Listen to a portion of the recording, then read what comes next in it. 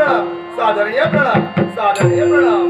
स्वर्ग मृत्यू आणि पाताळ या निमित्ताला ज्या नारदाची भ्रांती काळी कशासाठी असेल तर सज्जनांचा उद्धार व्हावा आणि दुर्जनांचा कुठेतरी नाश व्हावा या सत्कार्यात देवा तुझा कृपाचा कृपाशीर्वाद या नारदाच्या अंगी सदोदित राहू दे सदोदित राहू दे सदोदित राहू दे.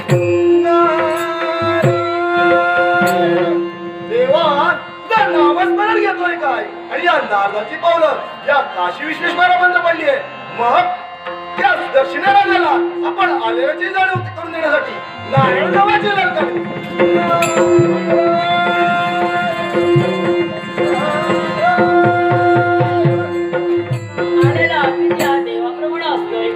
आणि म्हणूनच तुमच्या चरणी नतमस्तक होतोय राजकर्ता राजा सुदक्षिणा आणि मंगलाचा आशीर्वाद आहे.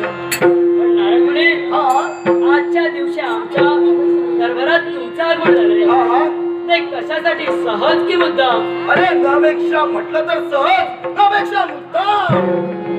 मग नारायणमुने त्या शिव शंभू भोलेनाथांची भक्ती आम्ही जीवनात केली बरोबर. सांप्रत तुम्ही येताय ते कुठून ते पहिलं सांगा. मी सांप्रत येतोय तो वैकुंठातून. म्हणजे वैकुंठातून तुमची पावलं आमच्यापर्यंत पडली आहे. म्हणजे मला असं वाटलं होतं की सांप्रत तुमची पावलं पडली असतील ती कैलासातून. अरे बापरे. जेणेकरून ज्या शिव शंभू भोलेनाथांना आम्ही जीवनात पूजिलो त्या शिव शंभू भोलेनाथांचा निरोप माझ्यासाठी काय असेल का? तुझ्यासाठी. अरे तुझ्यासाठी निरोप कशाला पाहिजे मला सांग रे. तुझ्या अगदी बरोबर. गतिकाळाची आठवण करून देण्यासाठी इथपर्यंत आलोय. गत काळाची आठवण करून देण्यासाठी इथपर्यंत आलाय. बोलण्याचा मतितार्थ समजला नाही. बोलण्याचा मतितार्थ एकच असा आहे. अरे मला सांग ज्या तुझ्या पिताजींचा शेवट झाला त्यांचा सूड कोण गेला? तुझ्या पिताजींचा सूड करण्यात आला. एवढं तू शांत बसावं.